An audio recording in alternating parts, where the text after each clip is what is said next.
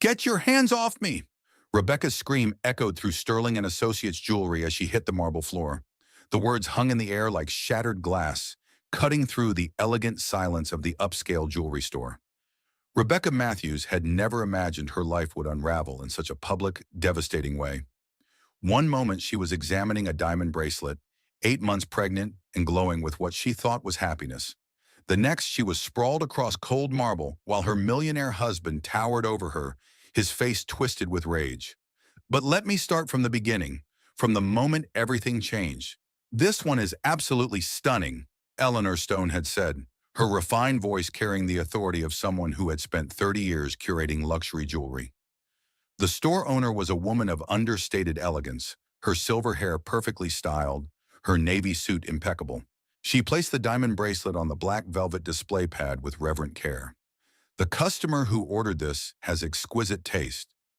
Rebecca Matthews shifted uncomfortably in her chair, her 8-month pregnant belly making even sitting a challenge. She reached for the bracelet with genuine curiosity, her interior designer's eye immediately appreciating the delicate craftsmanship. The diamonds caught the store's carefully positioned lighting, creating tiny rainbows across her palm. It's beautiful, Rebecca murmured, turning the bracelet to catch different angles of light. Jonathan, look at this detail work. Her husband stood beside her, but something was wrong. Jonathan Matthews, usually confident to the point of arrogance, was checking his phone constantly. His jaw was clenched, and a thin sheen of sweat had appeared on his forehead, despite the store's perfect climate control. Yes, lovely, he said without looking, his voice tight. Perhaps we should focus on what we came for, Rebecca. The baby's nursery needs those custom picture frames, remember? Rebecca frowned. Jonathan had been the one to suggest stopping at Sterling and Associates. He'd claimed he wanted to surprise her with something special before their daughter arrived. Now he seemed desperate to leave. Eleanor Stone's perfectly manicured eyebrows rose slightly. Oh, I'm terribly sorry. I assumed you were here about the bracelet pickup. Mr. Matthews, isn't this what you've been waiting for? The color drained from Jonathan's face. I think there's been a misunderstanding. No misunderstanding at all, Eleanor replied, consulting her leather appointment book. You've called 3 times this week asking if it was ready. The engraving came out perfectly, just as you requested. Rebecca looked between her husband and the store owner, sensing an undercurrent she didn't understand. Engraving? What engraving? Eleanor Stone, oblivious to the mounting tension, smiled warmly. Would you like to see it? The inscription is on the inside. Very romantic. She gently opened the bracelet's hidden clasp, revealing delicate script engraved inside. Rebecca leaned forward, her heart beginning to race for reasons she couldn't name. The words seemed to blur for a moment before coming into sharp, devastating focus. Forever yours, V. The air left her lungs in a rush. V? She whispered, looking up at Jonathan. Who is V? Jonathan's facade cracked completely. His face went from pale to flushed, his hands clenching into fists. Rebecca, let's discuss this at home. No.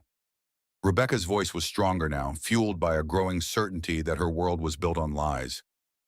Who is V, Jonathan? This bracelet costs more than most people make in a year. Who is V? Eleanor Stone's expression shifted from confusion to concern as she realized she had stepped into something ugly. She reached discreetly for the silent alarm button beneath her desk. It's not what you think, Jonathan said, the words every betrayed spouse dreads hearing. Rebecca, you're being dramatic. Your pregnancy hormones. Don't you dare blame my pregnancy, Rebecca interrupted, her voice rising. Other customers in the store were beginning to stare. This bracelet was meant for another woman. You've been here multiple times. You had jewelry engraved for someone called V, while I've been carrying your child. Jonathan's mask slipped entirely. The charming tech company CEO, the man who commanded boardrooms and commanded respect, was gone. In his place stood someone Rebecca had never seen before. Someone dangerous. You want to know who V is? He snarled, his voice low and vicious. Valerie Cooper is everything you're not. She's young, she's beautiful, and she doesn't spend my money on nursery decorations for a baby I never wanted. The words hit Rebecca like physical blows. Around them, the jewelry store had gone completely silent except for the soft classical music still playing through hidden speakers. Never wanted? Rebecca's hand instinctively moved to her belly. Jonathan, what are you saying? I'm saying you trapped me, he continued, his voice growing louder, his control completely gone. You and this pregnancy and your constant needs. Valerie understands that a man like me has requirements. She appreciates what I provide instead of constantly demanding more. Eleanor Stone's finger hovered over the panic button as she watched this private argument become a public breakdown. Rebecca struggled to stand, her pregnant body making quick movements impossible. 8 months, she whispered. I've been pregnant for 8 months, and you've been with her the entire time? And she's half your age, Jonathan added with cruel precision, and twice as grateful. The devastation on Rebecca's face seemed to fuel his anger rather than soften it. Years of resentment poured out in the elegant jewelry store. Jonathan, please, Rebecca said, reaching for his arm. Can we just go home and talk about this? Please think about our daughter. Don't touch me, he snapped, jerking his arm away with such force that Rebecca stumbled backward. Her pregnant body couldn't compensate for the sudden movement. She felt herself falling, her hands reaching out instinctively to break her fall and protect her unborn child. Get your hands off me, she screamed as she hit the marble floor. The sound of her body striking the stone echoed through the store like a gunshot. Rebecca lay there for a moment, her hands pressed protectively against her belly, staring up at the man she thought she knew. Jonathan stood over her, his chest heaving, his face a mask of rage and panic. For a moment he seemed to realize what he had done. His eyes darted around the store, taking in the shocked faces of customers and staff, the security cameras, the undeniable reality of what had just occurred. Eleanor Stone was already moving, her finger pressing the silent alarm as she rushed to Rebecca's side. Don't move, dear, she said firmly. Help is coming. Other customers had their phones out, some calling 911, others recording. The age of social media meant Jonathan's assault on his pregnant wife would be documented from multiple angles. She slipped, Jonathan said loudly, his voice carrying the authority he was accustomed to wielding. My wife slipped. She's been clumsy throughout her pregnancy. That's not what happened, Eleanor Stone said firmly, kneeling beside Rebecca. I saw exactly what happened, young man, and it was not a slip. Rebecca struggled to process what had just occurred.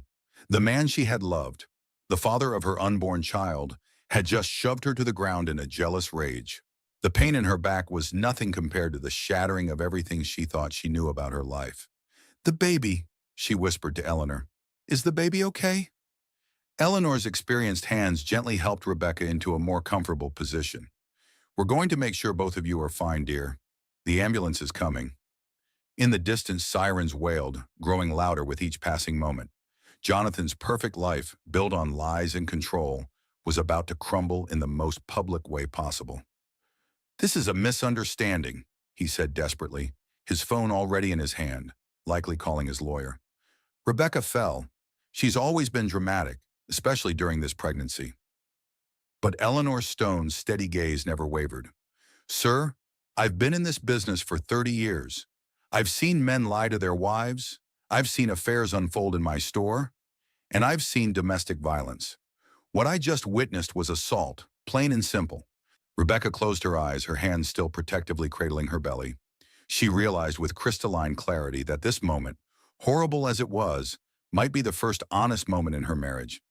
Everything else had been performance, manipulation, lies wrapped in expensive gifts, and empty promises.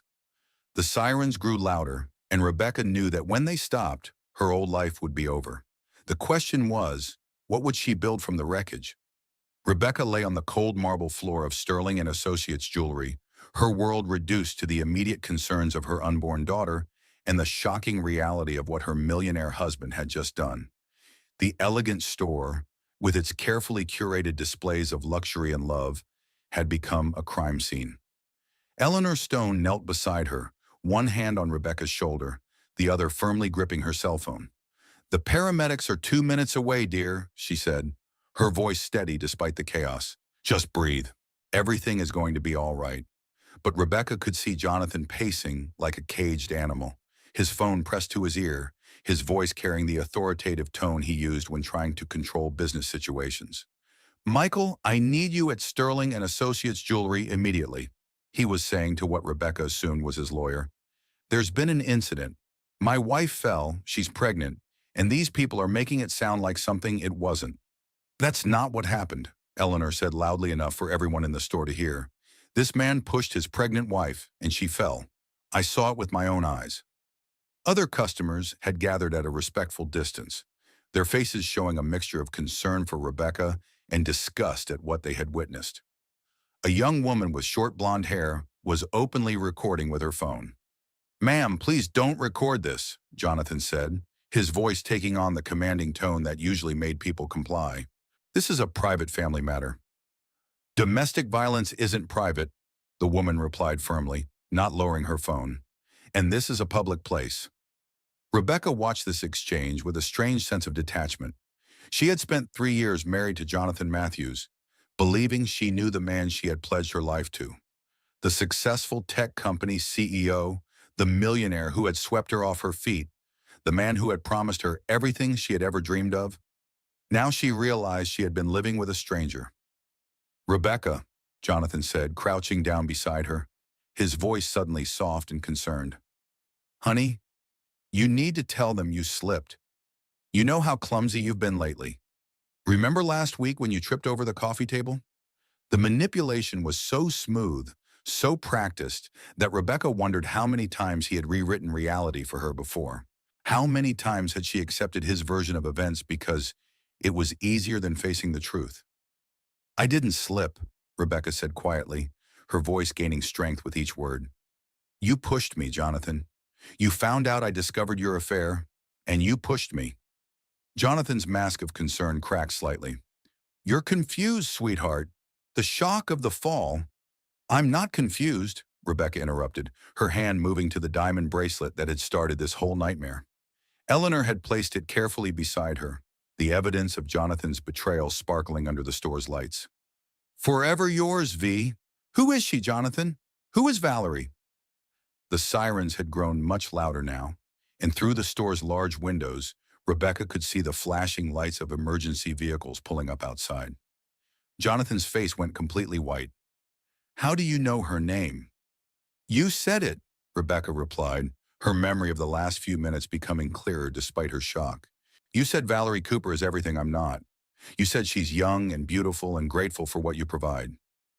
Eleanor Stone's eyebrows rose sharply. She had been in the luxury jewelry business long enough to recognize the signs of a man maintaining two separate lives. "Mr. Matthews, how many times have you been in my store in the past 6 months?" "I don't see how that's relevant," Jonathan snapped. "5 times, Eleanor said firmly. 5 times in the past 6 months. Always alone, always nervous, always asking about custom pieces. Never once did you mention having a pregnant wife at home." The paramedics burst through the store's front door, their equipment bags and confident movements bringing a sense of relief to everyone except Jonathan. "Ma'am, I'm Sarah. I'm a paramedic," a woman in her 30s said, kneeling beside Rebecca. "Can you tell me your name and what happened?" "Rebecca Matthews," Rebecca said, her voice stronger now.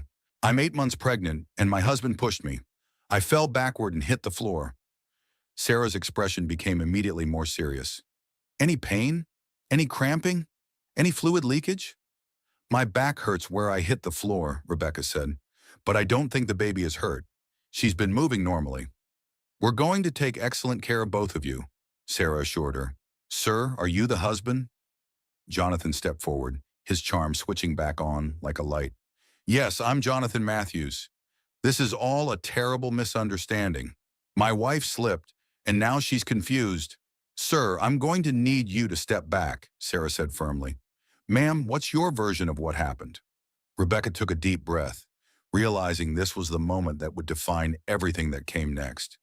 She could protect Jonathan, as she had been trained to do throughout their marriage. She could minimize the incident, accept his version of reality, and maintain the comfortable lies that had been her life. Or she could tell the truth. "I was looking at a diamond bracelet that my husband had ordered for another woman," Rebecca said clearly. "When I confronted him about his affair, he became angry and pushed me. I fell backward and hit the floor." Sarah nodded, making notes on her tablet. "Any witnesses?" "I witnessed the entire incident," Eleanor Stone said firmly. "This man assaulted his pregnant wife in my store. There was no slip, no accident. He pushed her in anger." Jonathan's face was becoming increasingly red. This is ridiculous. Do you know who I am? I'm the CEO of Matthews Tech Solutions. I would never hurt my wife. These women are being dramatic. Sir, I need you to lower your voice and step back, Sarah said, her tone becoming more authoritative. We're going to transport your wife to the hospital for evaluation. That's not necessary, Jonathan said quickly. She's fine. We can handle this privately. Mr. Matthews, Eleanor Stone interjected, the police are also coming. I pressed the silent alarm when you became aggressive with your wife. If possible, Jonathan's face went even whiter. You called the police? For a domestic misunderstanding? I called the police because I witnessed domestic violence, Eleanor replied firmly. Rebecca watched her husband's reaction with growing clarity. This wasn't shock at a misunderstanding being blown out of proportion. This was panic at being caught. This was the reaction of a man who knew exactly what he had done and was terrified of the consequences. The paramedics were preparing to move her to a stretcher when police officers entered the store. The lead officer was a woman in her 40s with graying hair and the bearing of someone who had seen everything. I'm Detective Patricia Hall, she announced. I understand there was an incident here involving domestic violence. There was no domestic violence, Jonathan said immediately, his voice taking on the authoritative tone he used in business.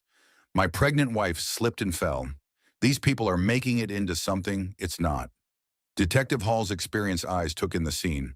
The pregnant woman on the floor, the expensive bracelet with another woman's initial, the husband's defensive posture, and the store owner's firm stance. Ma'am, she said to Eleanor, can you tell me what you witnessed? Eleanor Stone straightened to her full height, every inch the successful businesswoman she was. I witnessed this man become verbally abusive toward his pregnant wife when she discovered he had purchased expensive jewelry for another woman. When she confronted him, he pushed her, causing her to fall backward onto the marble floor. That's not what happened, Jonathan protested. Sir, I'll get your statement in a moment, Detective Hall said firmly. Ma'am, on the floor, can you tell me your name and what occurred from your perspective? Rebecca looked up at the detective, then at the paramedics waiting to help her, then at Eleanor Stone, who had become an unexpected ally, and finally at Jonathan, whose mask had completely slipped. My name is Rebecca Matthews, she said clearly. My husband Jonathan pushed me down when I confronted him about buying jewelry for his mistress. I'm 8 months pregnant, and I fell hard on my back. Detective Hall nodded, making notes. Any injuries beyond the fall? My back hurts, but I think the baby is okay, Rebecca said. The paramedics want to take me to the hospital for evaluation. That's a good idea, Detective Hall agreed. We'll continue this conversation there. Sir, I'm going to need you to come with me to answer some questions. Jonathan's panic was becoming more visible by the moment. I want to call my lawyer. That's your right, Detective Hall said calmly. But first, we're going to make sure your wife and unborn child receive proper medical care, and we're going to document what happened here today. As the paramedics carefully moved Rebecca to the stretcher, she caught Eleanor Stone's eye. Thank you, she whispered.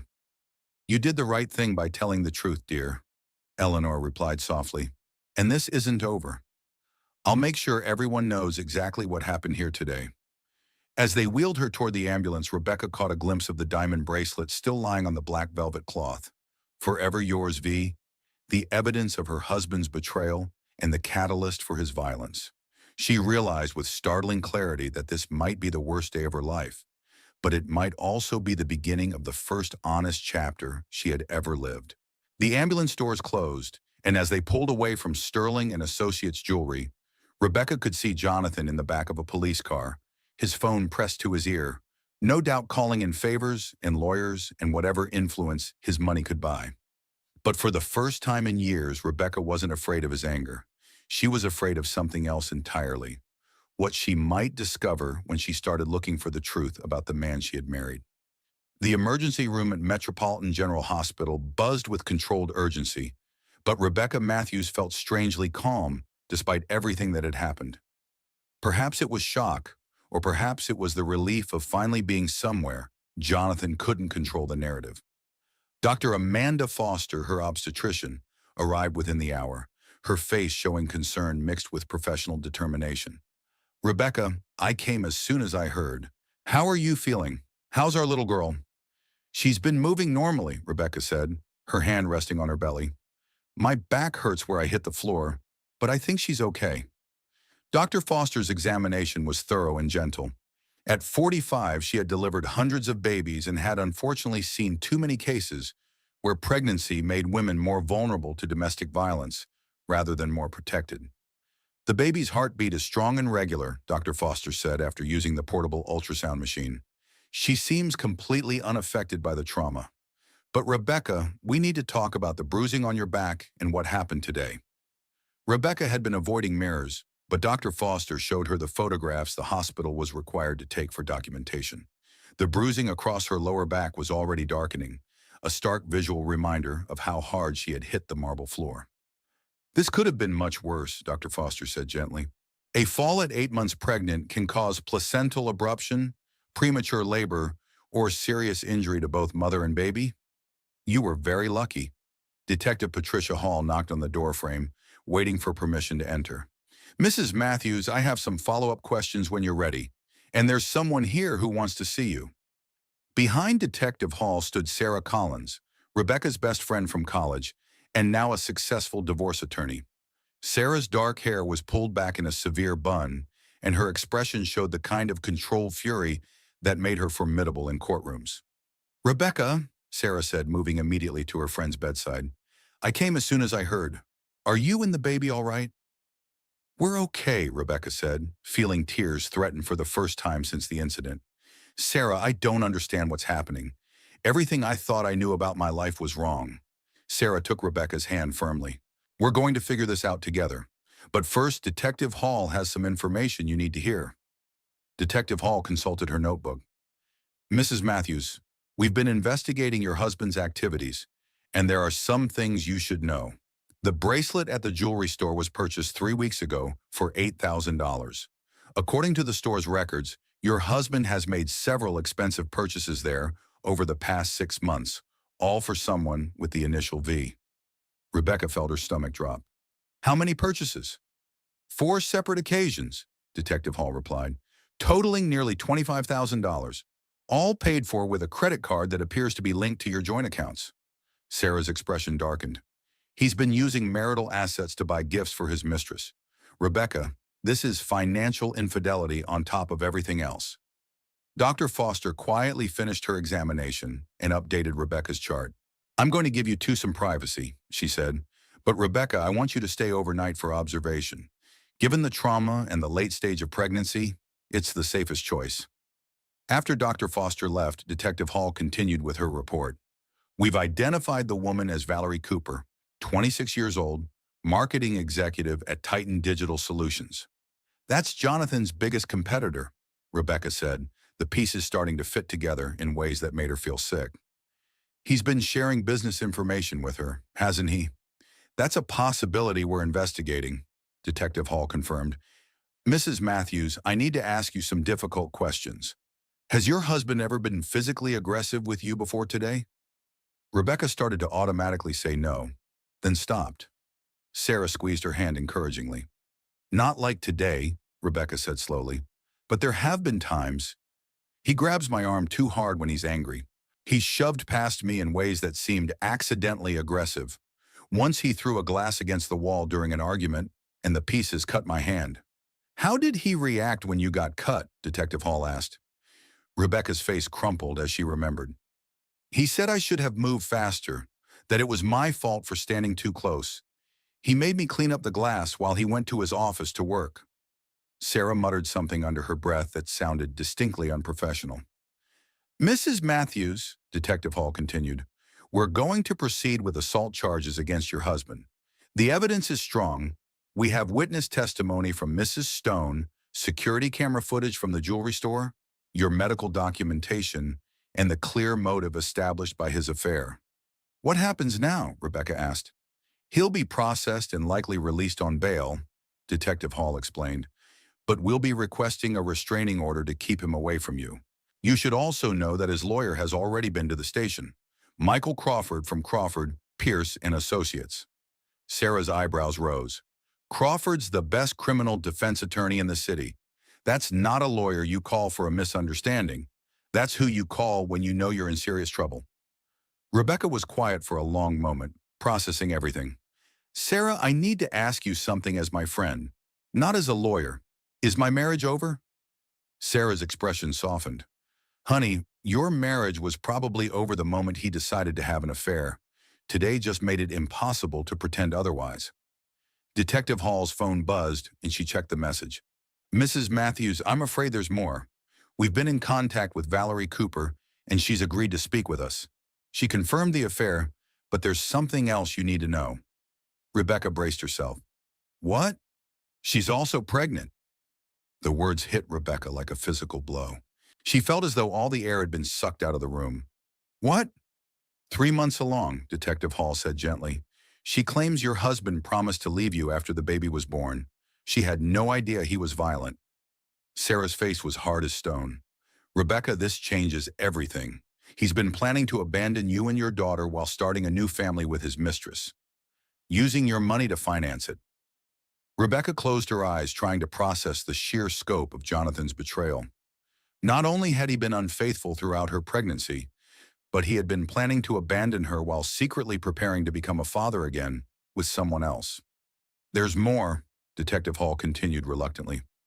Financial records show that your husband has been transferring money to accounts you likely don't know about. We're talking significant amounts, Mrs. Matthews. Hundreds of thousands of dollars. That's impossible, Rebecca said weakly. I manage our household finances. I would have noticed. Sarah was already pulling out her phone. What accounts do you have access to, Rebecca? Walk me through your financial setup. As Rebecca described their banking arrangements, the full picture of her financial vulnerability became clear. Jonathan had given her access to household accounts with limited balances while maintaining control of the major assets and business accounts. She had been living in a mansion, driving expensive cars and wearing designer clothes while having no real access to the wealth that funded that lifestyle. He's been systematically isolating you financially, Sarah said grimly. Classic financial abuse. You've been living like a wealthy woman while actually being completely dependent on his goodwill. Detective Hall's phone rang, and she stepped away to take the call. When she returned, her expression was grim. Mrs. Matthews, your husband has been released on bail. His lawyer posted it within 2 hours. However, the judge has granted a temporary restraining order. He cannot come within 500 feet of you, and he cannot contact you directly. What about the house? Rebecca asked. All my things are there. My whole life is there. We can arrange a police escort for you to collect your belongings, Detective Hall replied. But I wouldn't recommend staying there alone, especially this close to your due date. Sarah squeezed Rebecca's hand. You're staying with me. My guest room is already prepared, and it's time you had someone on your side instead of being isolated in that house. Rebecca felt overwhelmed by the kindness, but also terrified by the implications. Sarah, I don't even know how to be on my own. I went from my parents' house to college to marriage. I've never had to take care of myself financially. Then it's time to learn, Sarah said firmly, and you won't be learning alone.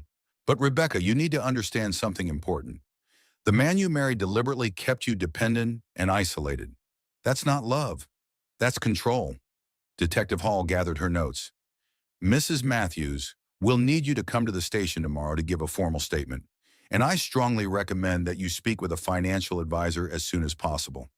If your husband has been moving assets, time is crucial in protecting your rights. After Detective Hall left, Rebecca and Sarah sat in the quiet hospital room, the reality of the situation settling over them. I feel so stupid, Rebecca said finally. How did I not see this? How did I live with a man for 3 years and not know who he really was? Because he's a sociopath, Sarah said bluntly. Rebecca, manipulation is a skill, and some people are experts at it. He didn't fool you because you're naive. He fooled you because he's practiced. Rebecca's phone, which had been charging on the bedside table, suddenly lit up with a text message. Both women looked at it, and Rebecca's face went pale. The message was from Jonathan. We need to talk. This is all a misunderstanding that we can work out privately. Think about our daughter's future. Sarah immediately took the phone. He's already violating the restraining order. I'm forwarding this to Detective Hall. He's right about one thing, Rebecca said quietly. I do need to think about our daughter's future, and I'm starting to realize that future might be better without her father in it. It was a shocking thought for a woman who had planned her entire adult life around supporting her husband's success in building a traditional family. But as Rebecca lay in the hospital bed, her unborn daughter moving gently inside her, she began to imagine a different kind of future entirely. One built on truth instead of lies. One where she was valued instead of controlled. One where her daughter would grow up seeing her mother as strong instead of subservient. The question was, did she have the courage to build that future? Rebecca woke in Sarah's guest bedroom to the sound of rain against the windows and the unfamiliar sensation of safety. For the first time in months, she had slept through the night without jumping at every sound, without wondering what mood her millionaire husband would be in when he returned from his business meetings. Sarah appeared in the doorway with a cup of herbal tea and a folder thick with legal documents. "How are you feeling? Any contractions or discomfort?" "Just tired," Rebecca said, accepting the tea gratefully, and terrified, and relieved, all at the same time. Sarah sat on the edge of the bed, her expression serious. "Rebecca, we need to talk about what Detective Hall found yesterday. The financial investigation is revealing things that are much worse than we initially thought." Rebecca's stomach clenched. "How much worse?" "Your husband has been systematically moving money out of your joint accounts for the past year," Sarah said, opening the folder. "Not just the $25,000 for jewelry. We're talking about close to $2 million transferred to accounts in Valerie Cooper's name." The number was so large that Rebecca couldn't immediately process it. $2 million? That's impossible. Jonathan's successful, but we're not that wealthy. "Rebecca, your husband's company is worth significantly more than you know," Sarah said gently. "Matthews Tech Solutions was valued at $50 million in their last round of funding. As his wife, you're entitled to half of the marital assets, but only if we can prove what belongs to the marriage versus what he's hidden." Rebecca set down her tea with shaking hands. "I don't understand any of this. I thought I managed our money, but apparently I was just managing an allowance." "It's a classic pattern of financial abuse," Sarah explained. "Give the spouse access to household accounts so they feel involved while maintaining complete control of the real assets. You've been living in a gilded cage, and you didn't even know it was a cage." Dr. Amanda Foster's voice came from downstairs as she let herself in with the key Sarah had provided. "Rebecca, how are we feeling this morning?" "Up here, Dr. Foster," Sarah called. "She's awake and ready for the checkup." Dr. Foster climbed the stairs with her medical bag, her presence bringing reassurance to both women. "I wanted to check on you and our little girl after yesterday's trauma. How was your night?" "I actually slept," Rebecca said with surprise. "I haven't slept well in months."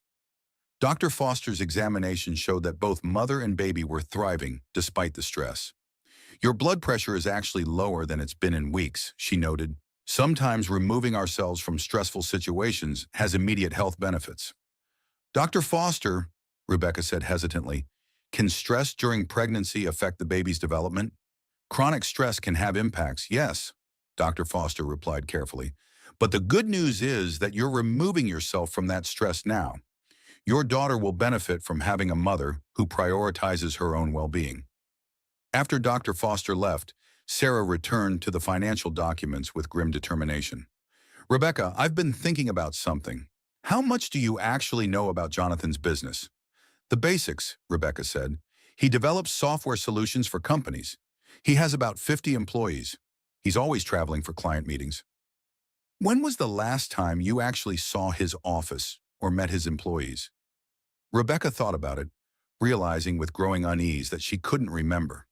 "He always said the office was boring, that I wouldn't be interested, and his work parties were always business only." Sarah was making notes. "Rebecca, I think it's time we found out exactly what kind of business your husband runs and what kind of assets we're dealing with. I'm going to hire a private investigator." "Is that necessary?" Rebecca asked, though she was beginning to understand that everything she thought she knew might be wrong. "Honey, your husband has a pregnant mistress, has been stealing marital assets, and physically assaulted you when confronted with evidence. Yes, it's necessary." Rebecca's phone rang, startling both women. The caller ID showed Eleanor Stone's jewelry store. "Mrs. Matthews, this is Eleanor Stone. I hope you're feeling better today." "Much better, thank you," Rebecca replied.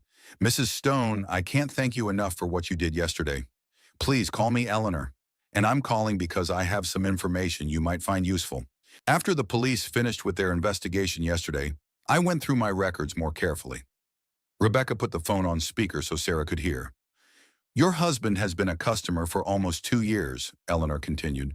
Not 6 months as I initially thought. The first purchase was for someone with the initial M, then later purchases for someone with the initial V. Both expensive, both secretive. Sarah's eyebrows shot up.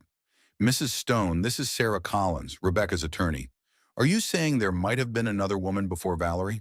That's exactly what I'm saying, Eleanor replied. The M purchases stopped about a year ago, right around the time the V purchases began. I have security footage going back 18 months if you think it would be helpful. Rebecca felt sick. How many women has he been with? I can't answer that, Eleanor said gently. But I can tell you that in 30 years of business, I've learned to recognize the signs of a man leading a double life. Your husband has all of them. After they hung up, Sarah was quiet for a long moment. Rebecca, I think we're dealing with more than a simple affair. I think we're dealing with a pattern of behavior that goes back years. Rebecca's phone buzzed with a text message. This time it was from an unknown number. Rebecca, this is Valerie Cooper. We need to talk. What Jonathan did to you was wrong, and there are things you need to know. Sarah immediately reached for the phone. We're not responding to this without more information. But what if she knows something that could help? Rebecca asked. Or what if this is Jonathan manipulating the situation through her? Sarah countered. Rebecca, until we know more about what we're dealing with, we trust no one who's been involved with your husband. Detective Patricia Hall called an hour later with an update that made the situation even more complex.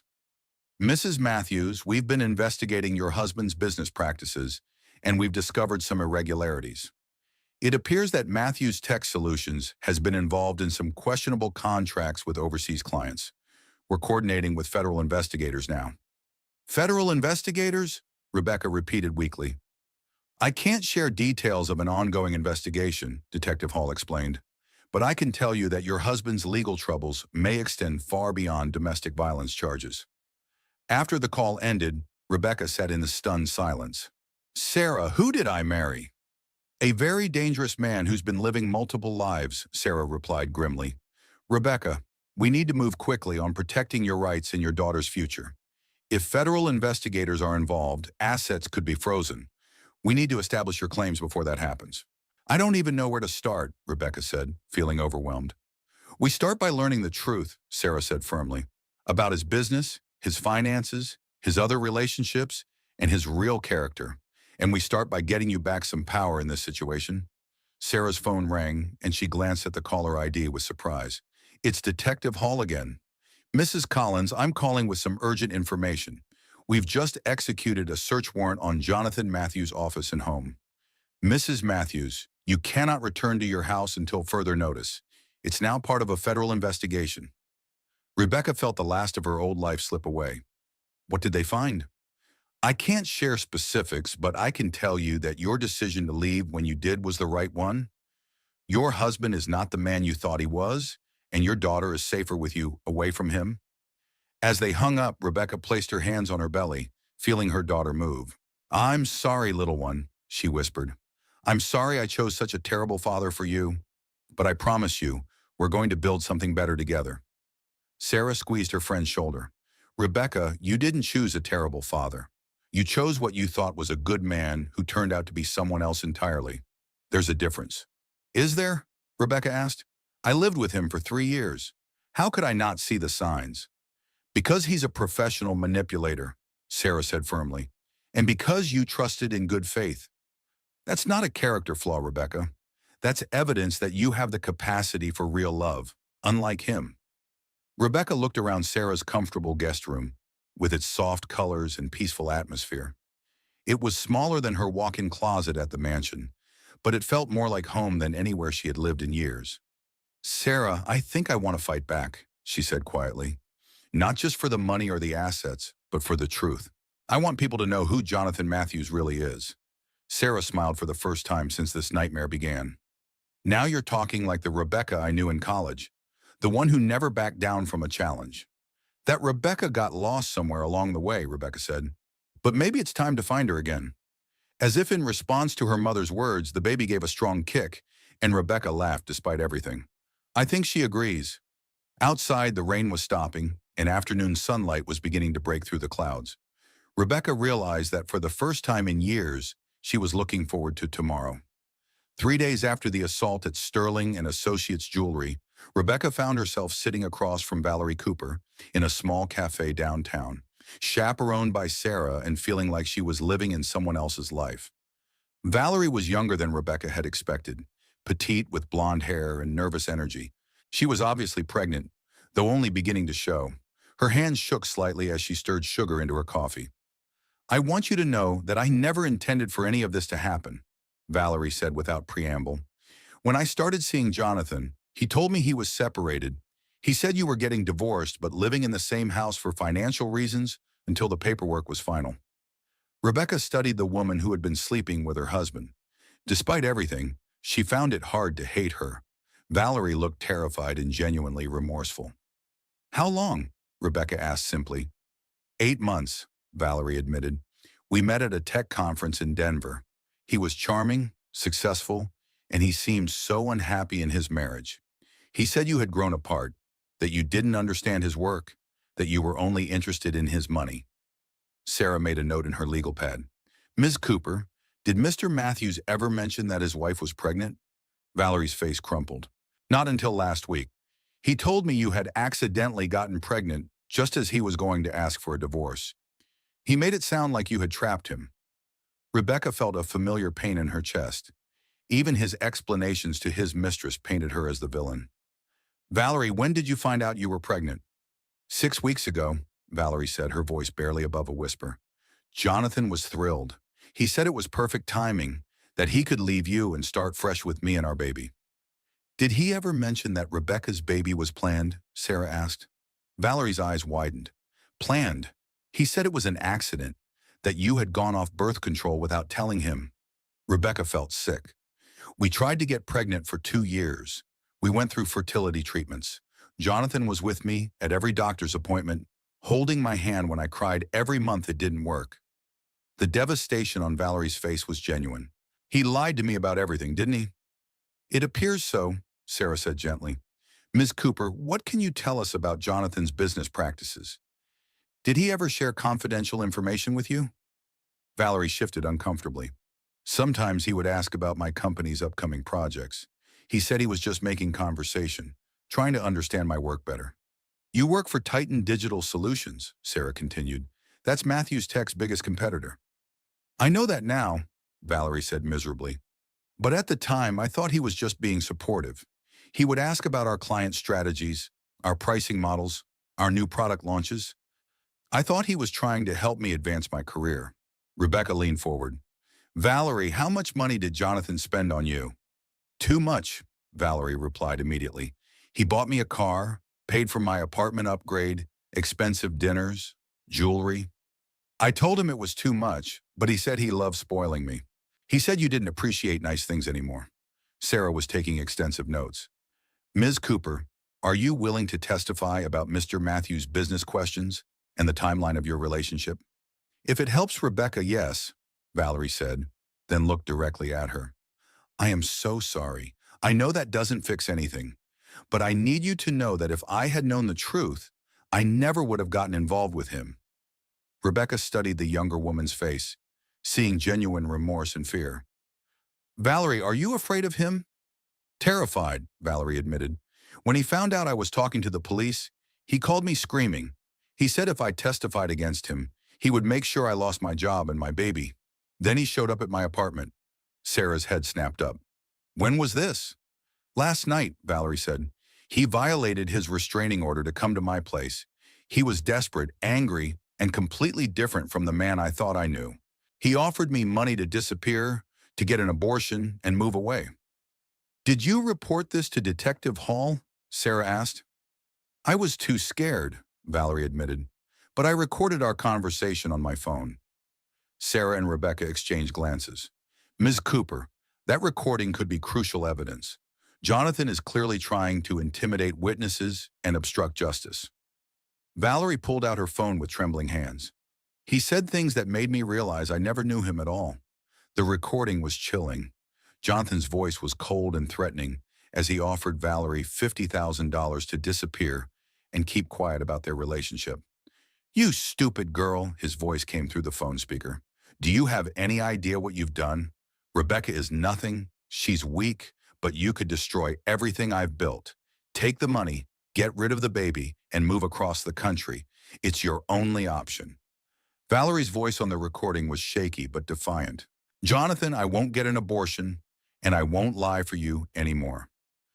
"Then you'll regret this decision," Jonathan's voice replied coldly. "I have resources you can't imagine. I can make your life very difficult."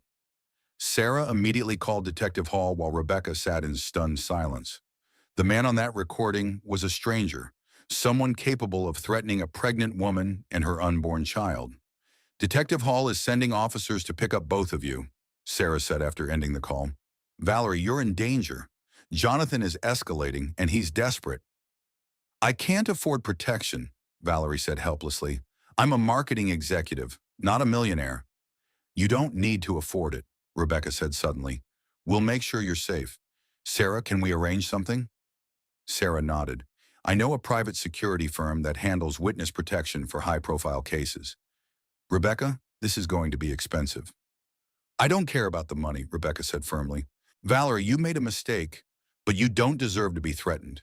And your baby doesn't deserve to be in danger because of Jonathan's crimes." Valerie started crying. "Why are you helping me? I ruined your marriage." Rebecca was quiet for a moment, thinking about the question. "Valerie, Jonathan ruined my marriage. You were just another one of his victims. And I've been where you are, isolated, scared, and dependent on a man who turned out to be dangerous." Detective Hall arrived with two officers, and the seriousness of their expressions made it clear that the situation had escalated beyond a simple domestic violence case. "Ladies, we need to talk," Detective Hall said. "Mr. Matthews' business is under federal investigation for money laundering and corporate espionage. The affair with Ms. Cooper was likely part of a larger scheme to steal trade secrets from Titan Digital Solutions." Valerie went pale. "He was using me to get information about my company?" "It appears so," Detective Hall confirmed. "Ms. Cooper, you're not just a witness to domestic violence anymore. You're a key witness in a federal criminal case." Rebecca felt the ground shifting beneath her again. "Detective Hall, what does this mean for my daughter and me?"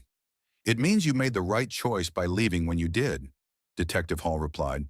"And it means this case is much bigger than any of us initially realized." Sarah was already on her phone, calling the private security firm. Rebecca reached across the table and took Valerie's hand. "We're going to get through this," she said firmly. "Both of us, and both of our daughters." Valerie squeezed her hand gratefully. "I don't understand how you can be so kind to me." Rebecca thought about it for a moment. Because kindness is something Jonathan never understood. He used people, manipulated them, discarded them when they were no longer useful. "I refuse to become like him." As they waited for the security arrangements to be finalized, Rebecca realized something important had changed. She was no longer thinking of herself as a victim of her husband's betrayal. She was thinking of herself as a survivor who had the power to help others survive too. "Valerie," she said quietly, "when this is all over, when Jonathan is in prison where he belongs, I want you to know that your daughter will always be welcome in our lives. She didn't choose her father any more than my daughter did." It was a radical thought for a woman who had discovered her husband's affair only days before. But Rebecca was beginning to understand that her old life had been built on lies, competition, and scarcity. Her new life could be built on truth, cooperation, and abundance. The question was no longer whether she could forgive Valerie Cooper. The question was whether she could forgive herself for believing in Jonathan Matthews for so long. Looking at the frightened young woman across from her, Rebecca thought the answer might be yes. Margaret Matthews arrived at Sarah's house like a storm front, her silver Mercedes pulling into the driveway with unnecessary aggression. Rebecca watched from the living room window as her mother-in-law emerged from the car, wearing a designer suit that cost more than most people's monthly rent and an expression that could freeze fire.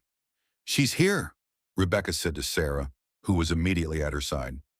"Are you sure you want to do this?" Sarah asked. "You don't owe her anything, especially not in your condition." Rebecca was 38 weeks pregnant now, her due date only 2 weeks away. The stress of the past week had taken its toll, but she felt stronger than she had in years. I need to hear what she has to say. I need to understand how Jonathan became the man he is. Margaret Matthews knocked on the front door with the imperious confidence of someone accustomed to having doors open for her. Sarah answered while Rebecca remained seated, conserving her energy for what she suspected would be an exhausting confrontation. "Mrs. Collins, I assume," Margaret said, her voice carrying the cultured tones of old money and older privilege. "I'm here to see my daughter-in-law." "Mrs. Matthews, please come in," Sarah replied politely but coolly. "Rebecca is in the living room." Margaret entered the modestly furnished room and looked around with barely concealed disdain before her eyes settled on Rebecca. At 62, she was an elegant woman who had spent decades perfecting the art of intimidation through appearance and attitude. "Rebecca, dear, you look terrible," she said by way of greeting. "This stress cannot be good for the baby." "Hello, Margaret," Rebecca replied calmly. "I'm doing much better now that I'm away from your son." Waiha, Margaret's carefully controlled expression flickered with irritation. "That's exactly what we need to discuss. This whole situation has gotten completely out of hand. Jonathan made a mistake, yes, but destroying his life isn't going to help anyone." Sarah took a seat nearby, her legal pad and pen ready. "Mrs. Matthews, are you here in any official capacity?" "I'm here as a grandmother concerned about her unborn granddaughter's future," Margaret replied smoothly, "and as a mother trying to clean up the mess her son has made." Rebecca felt her daughter move restlessly, as if sensing the tension in the room. "Margaret, your son didn't make a mistake.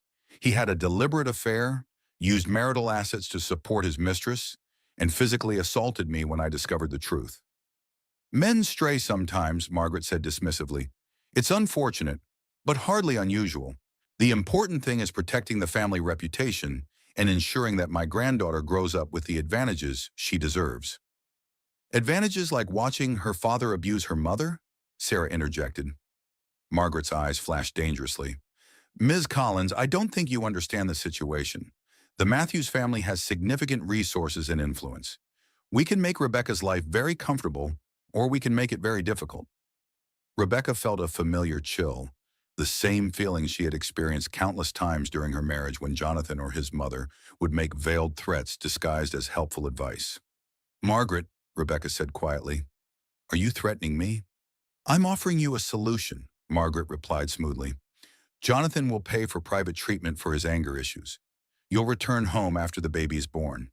You'll continue to live as you always have, comfortably, securely, with all the advantages that come with being a Matthews wife." "And in return?" Sarah asked. "In return, Rebecca drops all charges, provides no testimony to investigators, and maintains the family privacy that benefits everyone," Margaret said as if it were the most reasonable request in the world. Rebecca stared at her mother-in-law in amazement. "Margaret, do you understand that your son is under federal investigation? That he threatened a pregnant woman? That he's been stealing from our marriage to fund his affairs?" "I understand that Jonathan has made some poor choices," Margaret replied, "but I also understand that destroying him serves no one. Rebecca, dear, think practically. You have no education, no career, no family money. Without Jonathan, what kind of life can you provide for my granddaughter?" The words hit their target with practiced precision. These were the fears Margaret had been carefully cultivating in Rebecca for 3 years, the insecurities that had kept her compliant and grateful. But something had changed in Rebecca during the past week. Instead of feeling ashamed and small, she felt angry and clear. "Margaret, I have a master's degree in interior design," Rebecca said firmly. "I had a successful career before I married Jonathan. I gave it up because he insisted I focus on being his wife and supporting his career." "Interior design," Margaret said with a dismissive laugh. "Rebecca, that's hardly a career that will support the lifestyle you've become accustomed to." Sarah leaned forward. "Mrs. Matthews, are you aware that your son has been transferring marital assets to accounts controlled by his mistress? Assets that belonged partly to Rebecca?" Margaret's expression didn't change, but Rebecca caught a flicker of something. Surprise, perhaps, or concern. "I'm aware that Jonathan has been financially irresponsible. That's why we need to resolve this quickly and quietly." "How long have you known about the affairs?" Rebecca asked suddenly. Margaret was quiet for a moment too long. "What affairs?" Plural, Rebecca said. Eleanor Stone has records going back 2 years. There was someone before Valerie, someone with the initial M. How long have you known that your son is a serial cheater? Margaret's carefully constructed facade cracked slightly. Rebecca, what Jonathan does in his private life is between you and him. That's not an answer, Sarah said. Mrs. Matthews, did you know about your son's extramarital relationships? Jonathan is a powerful man with significant responsibilities, Margaret said stiffly. Powerful men sometimes have needs that their wives don't understand or can't meet. Rebecca felt sick. Margaret, are you saying that Jonathan's affairs are my fault? I'm saying that marriage requires compromise and understanding, Margaret replied. Perhaps if you had been more attentive to Jonathan's needs, more supportive of his success, more appreciative of the life he provided, he wouldn't have had to look elsewhere. The words hung in the air like poison. Sarah was taking notes furiously, and Rebecca realized that this conversation was revealing more about the Matthews family dynamics than hours of therapy might have accomplished. Mrs. Matthews, Sarah said carefully, are you suggesting that domestic violence is acceptable if a wife doesn't meet her husband's expectations? I'm suggesting that what happened at that jewelry store was an unfortunate moment of stress that's being blown completely out of proportion, Margaret replied smoothly. Jonathan was shocked by Rebecca's accusations and reacted emotionally. It won't happen again. How can you be sure? Rebecca asked. Because next time, you won't be naive enough to confront him in public, Margaret said with chilling matter-of-factness. Sarah's pen stopped moving. Mrs. Matthews, did you just advise Rebecca to hide future abuse? Margaret seemed to realize she had said too much. I'm simply suggesting that private matters should remain private. Rebecca stood up slowly, her pregnant belly making the movement awkward, but her resolve making it powerful. Margaret, I want you to leave. Rebecca, don't be foolish, Margaret said, her voice taking on a sharper edge. You think you can survive on your own, but you can't. You think people will support you, but when the novelty wears off, when the legal bills pile up, when you're a single mother working for minimum wage, you'll come crawling back, and we might not be willing to take you back. Then I guess we'll find out, Rebecca said firmly. Sarah, would you please show Mrs. Matthews to the door? Margaret stood, her composure returning with practiced ease. Rebecca, you have 48 hours to reconsider. After that, the Matthews family will protect its interests with or without your cooperation. After Margaret left, Rebecca sat heavily on the couch, emotionally exhausted. That was incredible, Sarah said. Rebecca, do you realize what just happened? She threatened me, Rebecca said quietly. Again. She did more than that, Sarah replied. She basically admitted that the family knew about Jonathan's pattern of abuse and affairs. She outlined their strategy for covering it up, and she made legal threats that could constitute witness intimidation. Rebecca's phone buzzed with a text from an unknown number. Mom says you're being stubborn. Last chance to be reasonable. Think about what you're throwing away. Grace. Sarah read the message over Rebecca's shoulder. That's from Jonathan's sister. Grace has always been caught between Jonathan and Margaret, Rebecca explained. I thought she might be different, but apparently family loyalty wins out. Another text arrived, this one longer. Rebecca, I know you think we're all against you, but we're trying to protect you too. Jonathan can be vindictive when he doesn't get his way. Please consider Mom's offer. It's better than the alternative. Grace. Rebecca stared at the messages, finally understanding the full scope of what she was up against. This wasn't just about divorcing an abusive husband.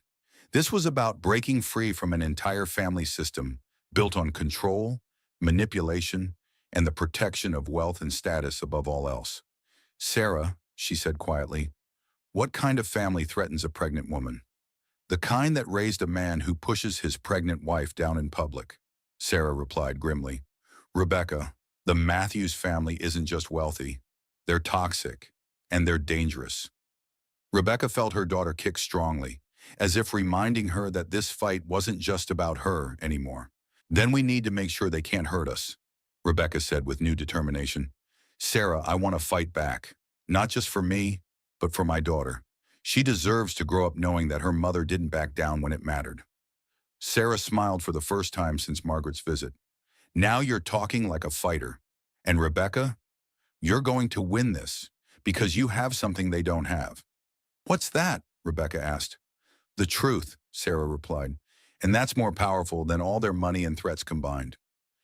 As if in agreement, Rebecca's daughter gave another strong kick, and Rebecca placed her hand on her belly with a smile. You hear that, little one? We're going to be just fine. At 39 weeks pregnant, Rebecca Matthews stood in what had once been her dream home, flanked by police officers and watching strangers catalog every expensive item that had defined her marriage. The federal asset seizure team worked with methodical efficiency, photographing and documenting everything from Jonathan's home office to the art collection they had purchased together during happier times. Mrs. Matthews, you have 30 minutes to collect personal items, Detective Hall said gently. Clothing, jewelry that was gifts to you personally, photographs, items for the baby. Nothing that could be considered marital assets subject to forfeiture. Rebecca walked through the mansion that had been her prison disguised as paradise, seeing it clearly for the first time. The designer furniture she had thought reflected Jonathan's success now looked like props in an elaborate deception. The expensive art that had made her feel sophisticated now seemed like evidence of stolen money and corrupted achievement. Sarah followed her upstairs to the master bedroom, where Rebecca's maternity clothes hung in a walk-in closet larger than most people's bedrooms. How are you holding up? Sarah asked as Rebecca packed a suitcase with shaking hands. I feel like I'm robbing my own life, Rebecca replied, folding a sweater that had cost more than some people's monthly salary. Everything I thought was mine wasn't really mine at all. She stopped in front of her jewelry box, a wedding gift from Margaret Matthews that had seemed so thoughtful at the time. Now Rebecca wondered if it had been another form of control, another way to make her feel indebted to the family. Take whatever was given to you personally, Sarah advised. Wedding ring, engagement ring, birthday gifts. Those are legally yours regardless of the asset investigation. Rebecca's engagement ring sat in its special slot, the 3-carat diamond that had once made her feel so loved and chosen.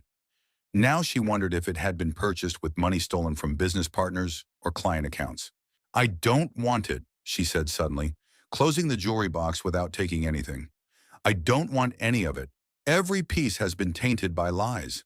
They moved to the nursery, the room Rebecca had spent months preparing with such joy and anticipation.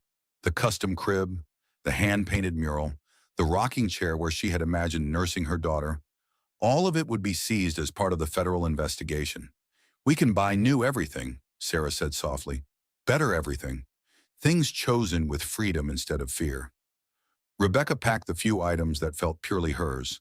A blanket her mother had knitted, a children's book that had been her own as a child, a stuffed elephant she had bought impulsively one day while shopping alone. In Jonathan's office, federal agents were loading computers and files into evidence boxes. Rebecca glanced at the room where her husband had conducted his double life, wondering how many secrets those walls had contained. Mrs. Matthews? One of the agents approached her with a manila folder. We found these in your husband's desk. They appear to be personal to you. Rebecca opened the folder with curiosity that quickly turned to horror. Inside were detailed financial records documenting her spending over the past 3 years. Every grocery purchase, every doctor's appointment, every small personal expense had been tracked and categorized. But worse than the surveillance was the commentary written in Jonathan's handwriting along the margins. Unnecessary medical expenses, anxiety claims next to her therapy sessions, excessive food costs, portion control needed next to grocery receipts, vanity spending next to maternity clothes purchases. He was monitoring everything, Rebecca whispered, showing the documents to Sarah. He knew every dollar I spent and judged every purchase. Sarah's face darkened as she read through the files. Rebecca, this is evidence of severe financial abuse. He was controlling you through surveillance and shame. The most devastating page was titled Rebecca's Value Analysis and contained a coldly calculated assessment of Rebecca's cost versus benefit as a wife. Her pregnancy was listed under negatives, with the notation limits travel and social obligations. Her interior design background was listed under potential assets, with the note could be useful for property staging if properly directed. I was a business investment to him, Rebecca said, her voice barely audible. Not a person, not even a particularly good investment. Detective Hall approached them as Rebecca finished packing. Mrs. Matthews, I wanted you to know that we found significant evidence of financial crimes in your husband's records. The federal prosecutors are confident they have enough for multiple felony convictions. What does that mean for Rebecca and the baby? Sarah asked. It means she made the right choice by leaving when she did, Detective Hall replied. Mr. Matthews won't be in a position to threaten anyone for a very long time. As they prepared to leave the house, Rebecca stopped at the front door and looked back one more time. A year ago, she would have been devastated to lose this symbol of success and security. Now she felt only relief. Rebecca, Sarah said gently, any regrets? Rebecca considered the question seriously. I regret the time I lost believing his lies. I regret the person I became while trying to please him. But leaving? No regrets at all. They drove to Dr. Foster's office for Rebecca's final prenatal appointment before her due date. The medical practice felt like sanctuary after the emotional intensity of the house visit. How are we feeling today? Dr. Foster asked after examining Rebecca. Any contractions? Any signs that our little girl is ready to make her appearance? She's been very active, Rebecca said. I think she knows something big is happening. Dr. Foster's expression became more serious. Rebecca, I need to ask about your support system for after the birth. Given everything that's happening with your husband, do you have people who can help you during recovery and the newborn period? I'll be staying with Sarah until I can find a place of our own, Rebecca replied. And Eleanor Stone from the jewelry store has become an unexpected friend. She's offered to help however she can. Mrs. Stone is a remarkable woman, Dr. Foster said with a smile. She's been supporting women through difficult transitions for decades. You're in good hands. After the appointment, Sarah drove them to Eleanor's jewelry store for an unusual meeting. Eleanor had called the night before with a proposal that had surprised them both. Rebecca, dear, come in, Eleanor said, embracing her carefully. How are you feeling? You're glowing despite everything. I'm nervous about what you wanted to discuss, Rebecca admitted. Eleanor led them to her office behind the store, where the walls were covered with photos spanning her 30-year career in luxury jewelry. Rebecca, I have a business proposal for you. A business proposal? Rebecca repeated. I'm 68 years old, Eleanor said. I've been considering retirement, but I haven't found the right person to take over the store. You have a master's degree in interior design, an eye for beauty, and more strength than you realize. I'd like to offer you a partnership. Rebecca stared at her in shock. Eleanor, I don't know anything about running a jewelry business, but you know about design, about helping people mark important moments in their lives, about creating beautiful spaces, Eleanor replied. And you know what it's like to rebuild your life from nothing. Those are exactly the qualifications I'm looking for. Sarah was taking notes, her legal mind already analyzing the opportunity. What kind of partnership are you proposing, Mrs. Stone? I would maintain majority ownership initially, but Rebecca would learn the business and earn increasing equity over time, Eleanor explained. She would focus on the design aspects, custom pieces, store layout, helping clients choose jewelry for special occasions. I would handle the business operations until she's ready to take on more responsibility. Rebecca felt overwhelmed. Eleanor, why would you do this for me? Eleanor's expression grew serious. Because 30 years ago, I was where you are now. Pregnant, scared, financially dependent on a man who turned out to be someone completely different from who I thought he was. A woman I barely knew gave me a chance to rebuild my life, and that chance led to everything I've accomplished since. What happened to your husband? Rebecca asked quietly. Prison, Eleanor said simply. Embezzlement. Just like yours, he had been living a double life funded by stolen money. The difference was that in 1995, there weren't as many resources for women in our situation. I had to figure it out completely on my own. Rebecca looked around the elegant office at the evidence of Eleanor's success and independence. And you built all this yourself? With help from other women who understood what it meant to start over, Eleanor replied. Rebecca, successful women have a responsibility to lift up other women. It's how we create change. Sarah was reviewing the preliminary partnership agreement Eleanor had prepared. This is incredibly generous, Mrs. Stone. The terms are more than fair. It's not generosity, Eleanor corrected. It's investment. I believe Rebecca has the potential to take this business places I never imagined. And I believe she deserves the chance to discover what she's capable of when she's not being controlled and diminished. Rebecca felt tears threatening. Eleanor, I don't know how to thank you. Thank me by succeeding, Eleanor replied firmly. Thank me by never again accepting less than you deserve. Thank me by showing your daughter what a strong, independent woman looks like. As they left the jewelry store, Rebecca felt a shift in how she saw her future. For the first time since discovering Jonathan's betrayal, she wasn't just thinking about survival, she was thinking about success. Sarah, she said as they drove back to the house, I think I want to take Eleanor's offer. I think you should, Sarah agreed. Rebecca, you have a chance to build something that's completely yours.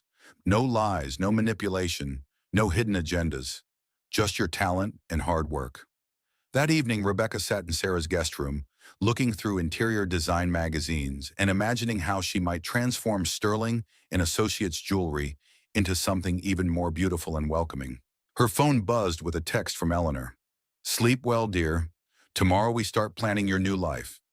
Rebecca placed her hand on her belly and spoke to her unborn daughter. Did you hear that, little one? We're going to build something amazing together, something that's completely ours. For the first time in months, Rebecca fell asleep planning for the future instead of worrying about the past. Rebecca's contractions started at 3 in the morning, exactly 1 week before her scheduled due date. She woke Sarah with the calm announcement that it was time, and by sunrise they were at Metropolitan General Hospital, where Dr. Foster was waiting with her reassuring presence and professional competence. How are we feeling? Dr. Foster asked as she examined Rebecca in the delivery room. Ready to meet your daughter? More than ready, Rebecca replied, though her mind was on more than just the birth. Jonathan's trial was scheduled to begin in 2 weeks, and the federal prosecutors had requested that Rebecca testify about the financial abuse and domestic violence. She had agreed, but the timing meant her daughter would be born into a world where her father was facing serious criminal charges. Labor progressed quickly, as if Rebecca's daughter was as eager as her mother to start their new life together. Sarah held one hand while Eleanor Stone, who had become an unexpected birth partner, held the other. You're doing beautifully, Eleanor said as another contraction peaked. Just think, in a few hours, you'll be holding the most important person in your life. 8 hours later, Rebecca held her daughter for the first time, overwhelmed by the immediate and fierce love that flooded through her. The baby was perfect. Dark hair like Rebecca's, bright, alert eyes, and a grip strong enough to suggest she would be a fighter like her mother. What will you name her? Dr. Foster asked softly. Rebecca looked down at her daughter's face, thinking about the strong women who had helped her find her way back to herself. Elena, she said. Elena Grace Matthews, after Eleanor, who gave me a second chance. Eleanor's eyes filled with tears. Rebecca, that's beautiful. Sarah was already on her phone, texting updates to Detective Hall and the legal team. The prosecutors want to know if you're still planning to testify next week. They can delay if you need more recovery time. I'll testify, Rebecca said firmly, her daughter sleeping peacefully in her arms. Elena deserves to grow up knowing that her mother stood up for the truth. 3 days later, Rebecca was released from the hospital with her daughter, moving into the small apartment above Eleanor's jewelry store that would serve as their temporary home. The space was modest compared to the mansion she had left behind, but it felt like a sanctuary. The trial of Jonathan Matthews began on a gray October morning, with Rebecca arriving at the courthouse carrying Elena in a baby carrier and flanked by Sarah and Eleanor. The media attention was intense. The fall of a prominent tech CEO accused of domestic violence, financial crimes, and corporate espionage made for compelling headlines. Jonathan sat at the defendant's table, looking impeccably dressed but noticeably thinner, his usual confidence replaced by the hollow look of a man whose carefully constructed life had collapsed.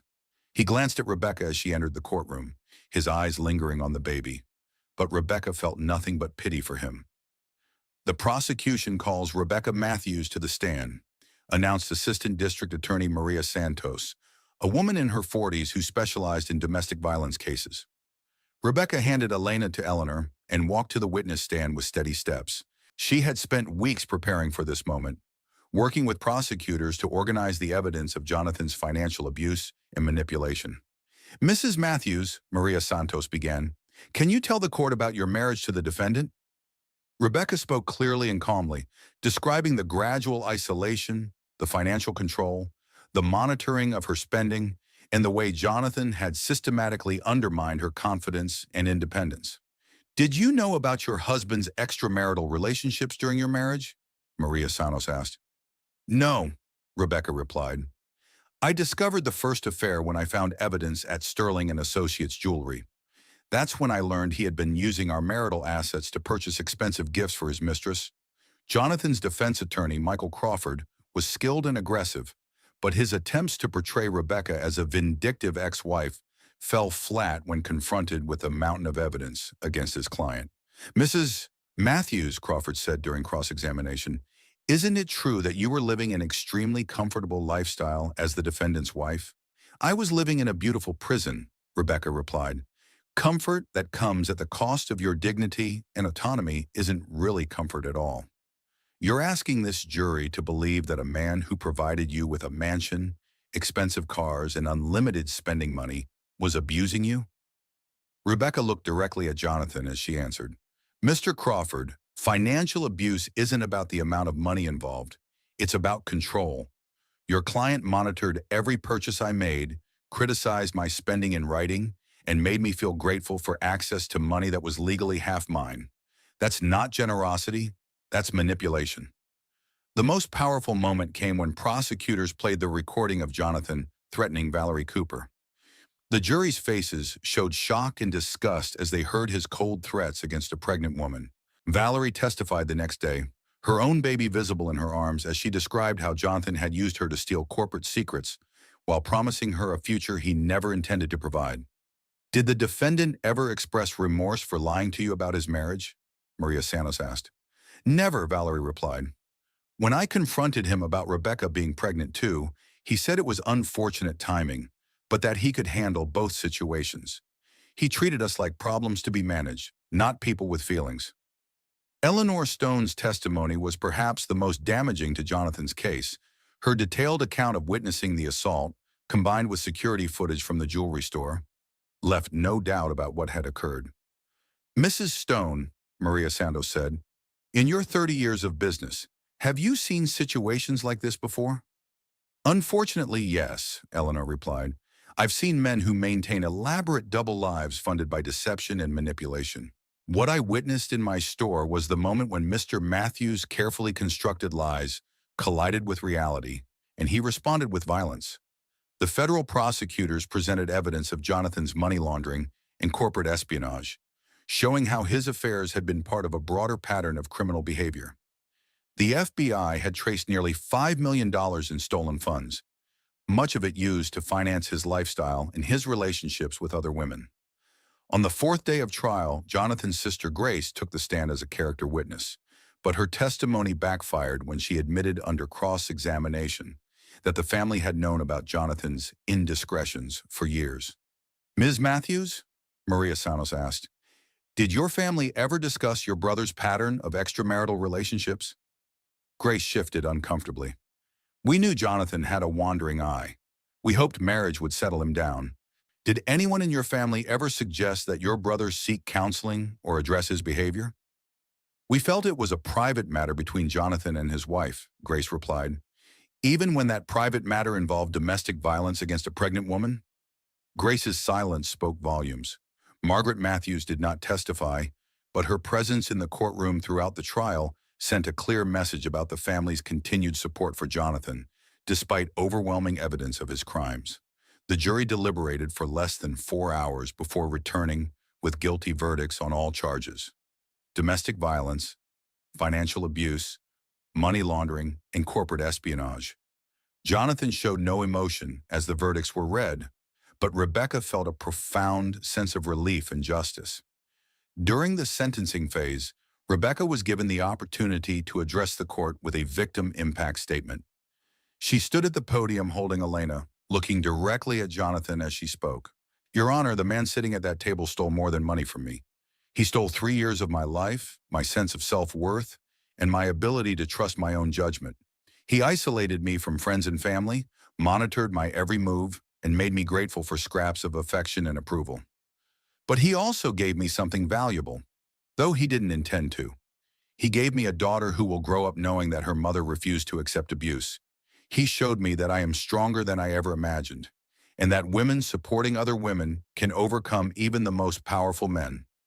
I don't ask for mercy for the defendant. I ask for justice for every woman who has been manipulated, controlled, and abused by men who use their wealth and power to escape consequences. I ask that this court send a message that domestic violence is a serious crime, regardless of the perpetrator's social status or bank account. Judge Patricia Morrison sentenced Jonathan Matthews to 12 years in federal prison, with no possibility of parole for 8 years. The courtroom erupted in applause, which the judge allowed to continue for several moments before calling for order. Outside the courthouse, Rebecca faced a crowd of reporters and supporters. Women's rights organizations had rallied around her case, seeing it as a symbol of justice for wealthy abusers who had historically escaped consequences. "Mrs. Matthews, what's next for you and your daughter?" one reporter asked. Rebecca looked down at Elena, then at Eleanor and Sarah standing beside her. "We're going to build a life based on truth, hard work, and authentic relationships.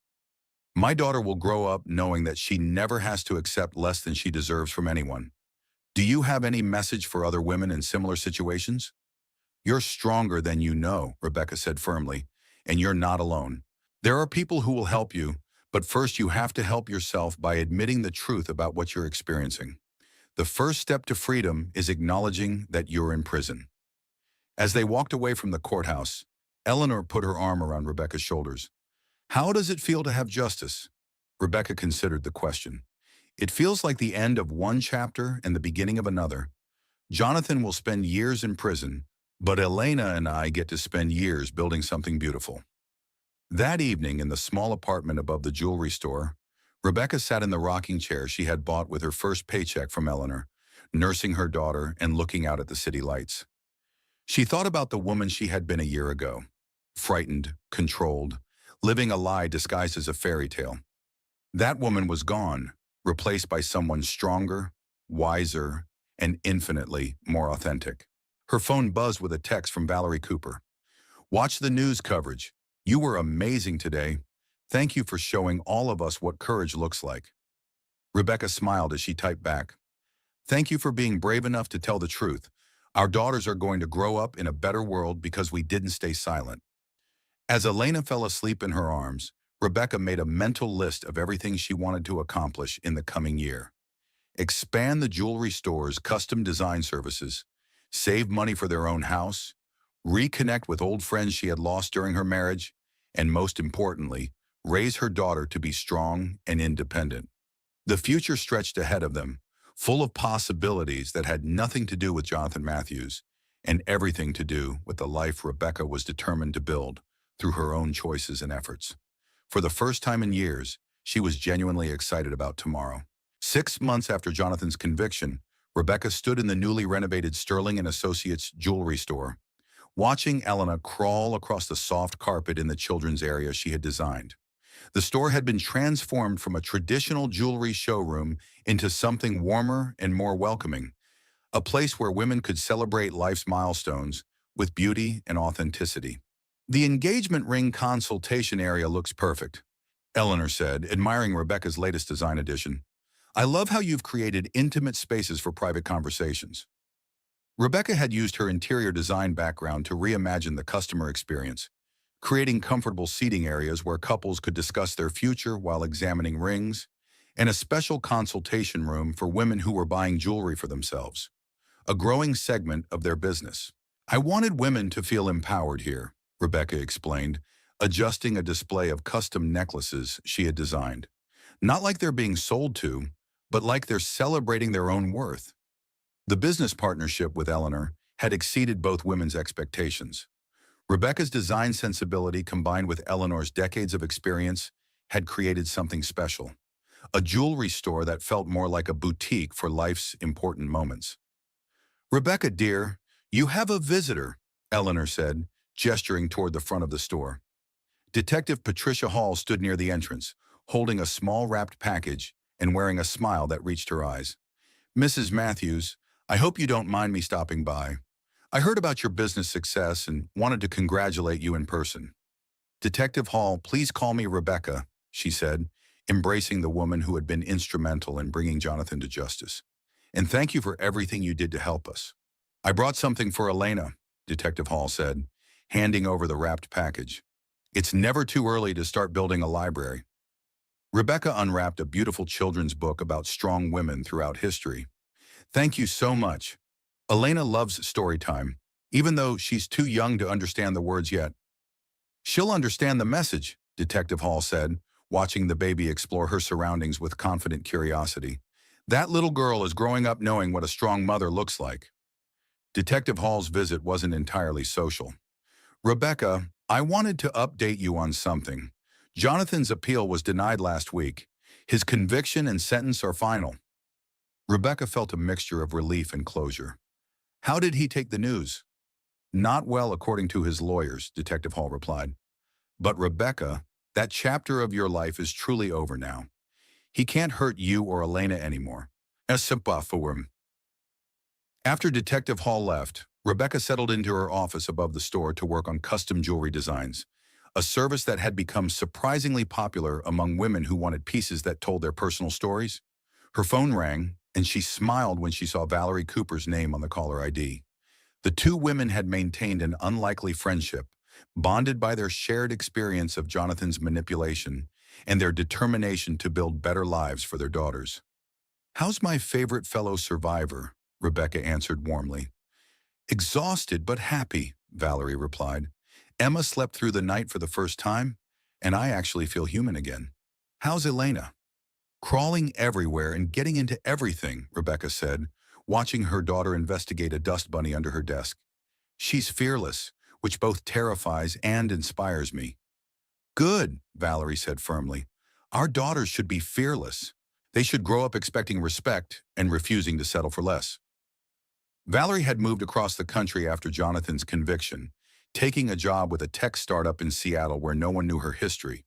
She was raising her daughter Emma as a single mother by choice, having decided that independence was preferable to another potentially dangerous relationship. "I have news," Valerie continued. "I'm getting promoted to vice president of marketing. The company is doing well, and they're recognizing my work." "That's wonderful," Rebecca said genuinely. "You deserve every bit of success that comes your way." "We both do," Valerie replied. "Rebecca, I know this sounds strange given our history, but I'm grateful for what happened. Not the abuse or the lies, but the way it forced both of us to discover who we really are." Rebecca understood completely. "I know exactly what you mean.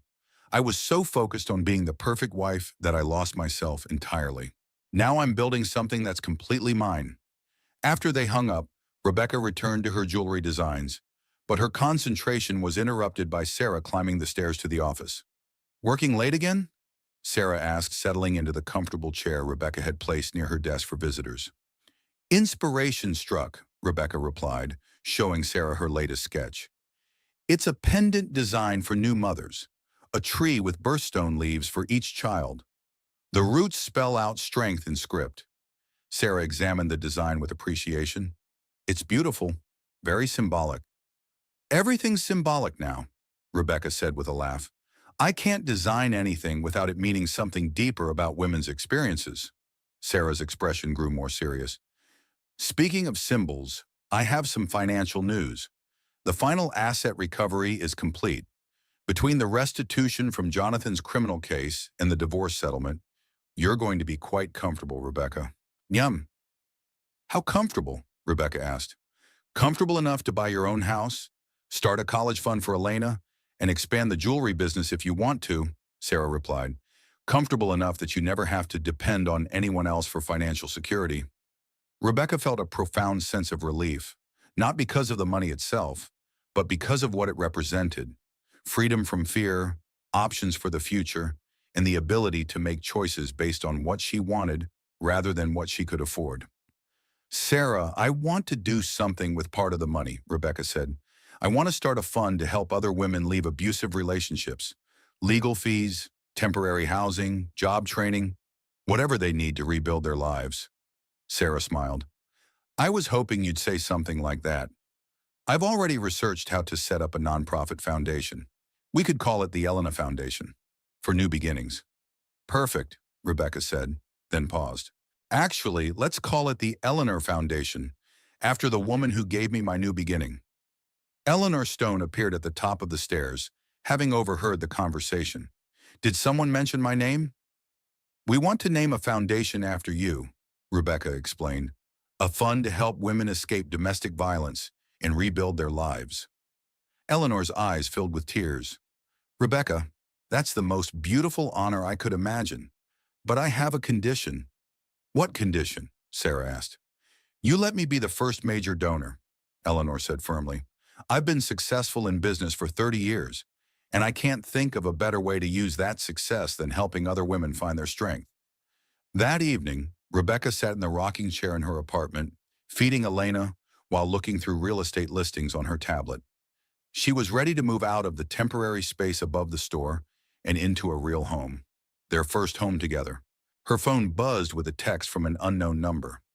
Rebecca, this is Grace Matthews. I know you probably don't want to hear from me, but I needed to tell you something. Rebecca hesitated before responding. What is it, Grace? I left the family business. I couldn't work for a company that protected Jonathan while he hurt you. I wanted you to know that not everyone in the Matthews family supported what he did. Rebecca stared at the message for a long moment before typing back. Thank you for telling me. That means more than you know. I also wanted to apologize for the way I handled everything. I was a coward when you needed support. We all make choices we regret, Rebecca replied. The important thing is learning from them.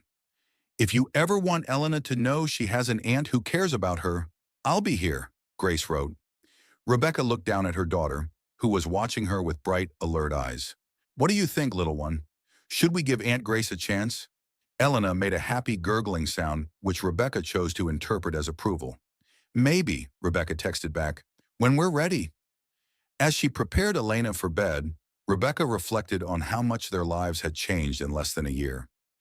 They had gone from living in a mansion built on lies to sharing a small apartment built on truth. From financial dependence to business partnership.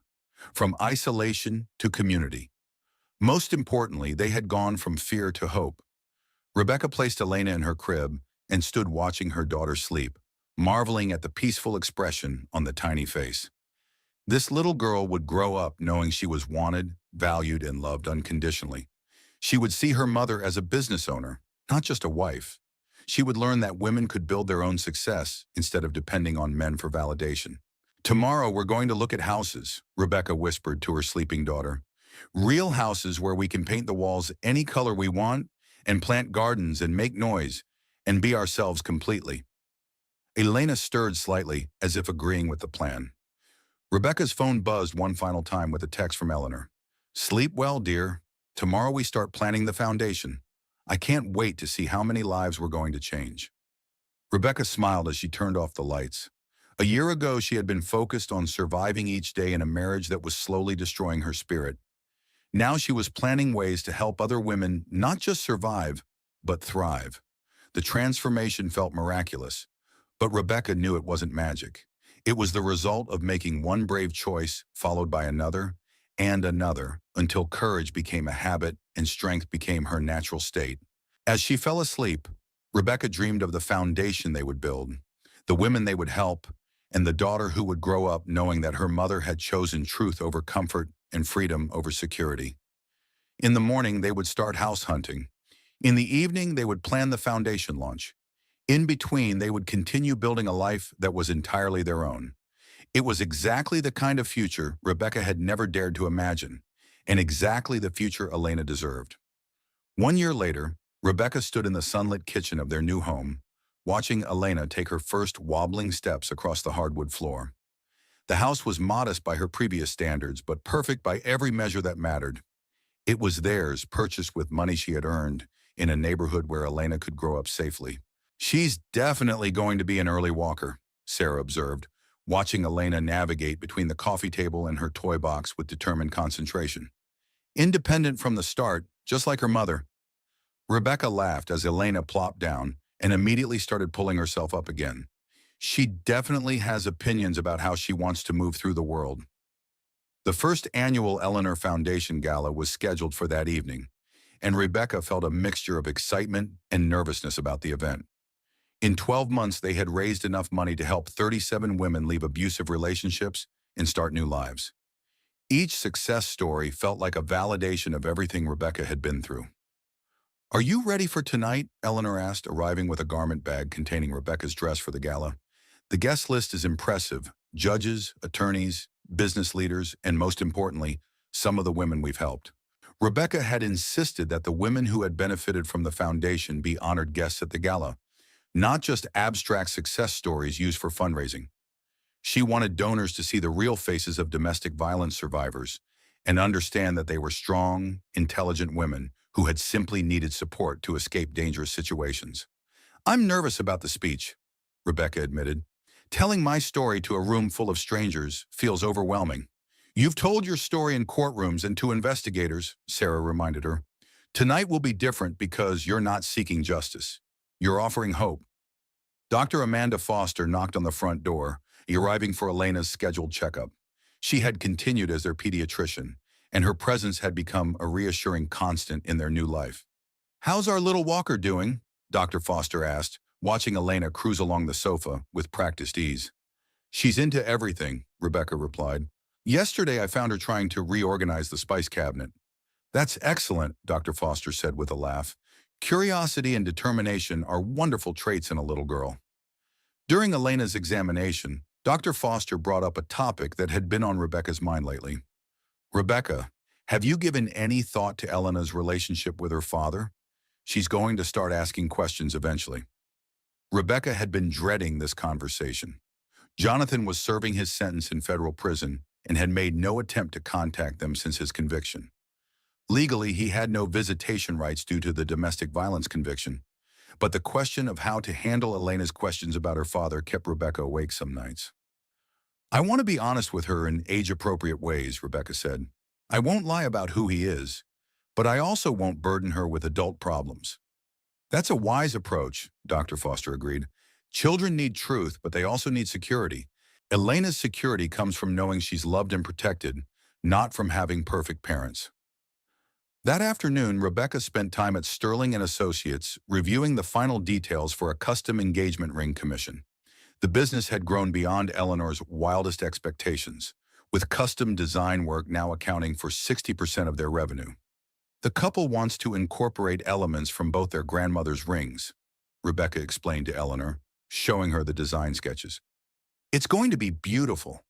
Old diamonds in a completely new setting that represents their shared future." "You have such a gift for helping people tell their stories through jewelry," Eleanor observed. "Every piece you design seems to capture something essential about the person wearing it." Rebecca had discovered that her talent wasn't just for interior design, it was for understanding what made spaces and objects meaningful to people. The jewelry work satisfied the same creative impulses while allowing her to participate in some of life's most important moments. "Eleanor, I've been thinking about expanding the custom design service," Rebecca said. "What would you think about offering design consultations for special occasions beyond engagements? Anniversary pieces, gifts for new mothers, commemoration jewelry for life transitions?" Eleanor's eyes lit up. "Rebecca, that's brilliant. You could help women mark their own milestones instead of waiting for someone else to celebrate them." As the afternoon wore on, Rebecca prepared for the evening gala with a sense of anticipation she hadn't felt in years. The Eleanor Foundation had become more than a charity. It had become a community of women supporting other women, and tonight they would celebrate their collective impact. Valerie Cooper had flown in from Seattle for the gala, bringing 18-month-old Emma with her. The two little girls played together on Rebecca's living room floor while their mothers got ready for the evening. "Can you believe how much our lives have changed?" Valerie asked, applying makeup in Rebecca's bathroom mirror. "2 years ago, we were both trapped in Jonathan's web of lies. Now look at us." "I know," Rebecca replied, styling her hair. "Sometimes I can barely remember what it felt like to be so afraid all the time." "I never want to forget," Valerie said seriously. "Not because I want to relive the pain, but because I never want to take my freedom for granted again." The gala was held at the downtown convention center, transformed for the evening into an elegant celebration space. Rebecca had worked with the event planner to ensure the decor felt empowering rather than pitying. Bold colors, inspiring quotes, and photographs of foundation beneficiaries succeeding in their new lives. When Rebecca stepped up to the podium to deliver her keynote speech, she looked out at an audience of 300 people who had gathered to support the foundation's work. Eleanor sat at the front table, beaming with pride. Sarah was nearby with her legal colleagues. Detective Patricia Hall had come with several other law enforcement officers who specialized in domestic violence cases. But most importantly, scattered throughout the audience were the women the foundation had helped, survivors who had rebuilt their lives and were now thriving. 2 years ago, Rebecca began, I thought I was living a perfect life. I had a beautiful home, financial security, and a husband who was successful and respected in our community. What I didn't realize was that I was actually living in a carefully constructed prison. She spoke about the gradual erosion of her independence, the financial control, the isolation from friends and family, and the way domestic violence had escalated during her pregnancy. The moment that changed everything wasn't when my husband hit me, Rebecca continued. It was when Eleanor Stone, a woman I had just met, looked me in the eye and told me she had witnessed what really happened. For the first time in years, someone validated my reality instead of asking me to accept lies. Rebecca paused, making eye contact with Eleanor, who was wiping away tears. That's what the Eleanor Foundation does, Rebecca said. We validate women's reality. We tell them that their experiences matter, that their safety matters, and that they deserve better. We provide practical help, but more importantly, we provide hope. She shared statistics about domestic violence, but also stories of the women they had helped. The single mother who was now a registered nurse, the teenager who had escaped an abusive boyfriend and was thriving in college, the grandmother who had left a 40-year marriage and discovered her talent for art. These women didn't need rescuing, Rebecca emphasized. They needed resources, support, and most importantly, they needed someone to believe in their strength. Every woman in an abusive relationship already knows she deserves better. Our job is to help her believe she can achieve better. The speech concluded with Rebecca's vision for the foundation's future, expanding services, providing job training, offering childcare during court proceedings, and creating a network of mentors who could guide women through the process of rebuilding their lives. I want my daughter to grow up in a world where domestic violence is not tolerated, where women's stories are believed, and where every woman knows her worth, Rebecca said in closing. That world is possible, but only if we build it together. The standing ovation lasted for several minutes, and Rebecca felt overwhelmed by the response. As she left the podium, women approached her to share their own stories and express gratitude for the foundation's work. One young woman, barely out of her teens, handed Rebecca a handwritten note. Thank you for showing me that leaving was possible. I start nursing school next month, and my 2-year-old son will grow up knowing his mother chose courage over comfort. Later that evening, after the gala had ended and Elena was asleep at home, Rebecca sat in her garden with a cup of tea, reflecting on the journey that had brought her to this moment. The house was quiet except for the sound of wind chimes she had hung on the back porch. Her phone buzzed with messages from gala attendees, foundation board members, and women who had seen news coverage of the event and wanted to share their own stories. Each message represented another life that might be changed, another woman who might find the courage to choose freedom. Sarah joined her in the garden, carrying her own cup of tea. How does it feel to be officially recognized as one of the city's most influential women? Rebecca laughed. Surreal. 2 years ago, I couldn't even choose my own groceries without permission. Now I'm running a foundation and giving speeches to hundreds of people. You were always capable of this, Sarah said firmly. Jonathan's abuse didn't make you weak. It just convinced you that you were weak. There's a difference. They sat in comfortable silence for a while, watching the stars and listening to the night sounds of their peaceful neighborhood. Rebecca thought about Elena sleeping safely upstairs, about the foundation that would continue growing and helping women, about the business partnership with Eleanor that had exceeded all expectations. Sarah, Rebecca said eventually, do you think Jonathan ever realizes what he lost? Sarah considered the question. I think men like Jonathan are incapable of understanding what they've lost because they never understood what they had. He saw you as an asset to be managed. not a person to be loved. He can't miss something he never valued. Rebecca nodded, realizing that Jonathan's inability to appreciate her had actually been a gift in disguise. It had prevented her from being tempted to return to the familiar cage of her marriage, even when leaving felt impossible.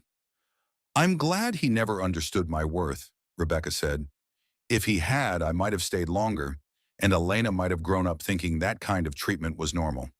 "Elena is going to grow up knowing that her mother is strong, independent, and unwilling to accept less than she deserves," Sarah said. "That's the best gift you could give her." As they prepared to go inside, Rebecca's phone rang with a call from Eleanor. "I hope I'm not calling too late," Eleanor said. "I wanted to tell you how proud I am of your speech tonight. You've become an incredible advocate for women's rights." "I learned from the best," Rebecca replied. "Eleanor, none of this would have been possible without your faith in me." "Rebecca, dear, you far exceeded anything I could have imagined when I first offered you that partnership," Eleanor said. "You've taken everything we built and expanded it in ways that will help thousands of women. That's not my accomplishment. That's yours." After hanging up, Rebecca walked through her house, checking the locks and turning off lights. A nightly routine that had evolved from fear-based hypervigilance to simple responsibility for her home and daughter's safety. In Elena's room, she stood watching her daughter sleep, marveling at the peaceful expression on the little face. Elena would never know the fear that had dominated Rebecca's life during pregnancy. She would grow up seeing her mother as strong, successful, and self-sufficient. "Tomorrow we're going to start planning the foundation's second year," Rebecca whispered to her sleeping daughter. "We're going to help even more women find their strength, and you're going to grow up knowing that women can build amazing things when they support each other." Elena stirred slightly, as if approving of the plan. Rebecca's phone buzzed with one final message of the evening, this one from a woman named Jennifer, who had seen the gala coverage on the news. "I've been married to my abuser for 15 years. Tonight, watching your speech, I realized I don't have to be married to him for 16. Can you help me?" Rebecca typed back immediately. "Yes. Call the foundation tomorrow. You're not alone anymore." As she finally headed to bed, Rebecca reflected on the incredible transformation her life had undergone. She had evolved from a controlled and diminished wife to an independent business owner, foundation director, and role model for other women. But the most important transformation wasn't professional, it was personal. She had rediscovered her voice, her strength, and her capacity for authentic love. She had learned the difference between being supported and being controlled, between being cherished and being possessed. Elena would grow up with a mother who had chosen truth over comfort, freedom over security, and hope over fear. She would learn that women could build their own success, support each other through difficult times, and create change in the world. Rebecca turned off the bedroom light and settled into bed, already planning the next day's foundation work and looking forward to watching Elena continue her fearless exploration of the world. For the first time in her adult life, Rebecca fell asleep without fear, without anxiety about tomorrow, and without doubt about her own worth and capabilities. The last thing she saw before sleep was the small sign on her nightstand, a gift from Eleanor. She believed she could, so she did. It was the perfect summary of a life rebuilt from courage, determination, and the support of women who understood that empowering each other was the key to empowering themselves. Tomorrow would bring new challenges, new opportunities, and new women to help.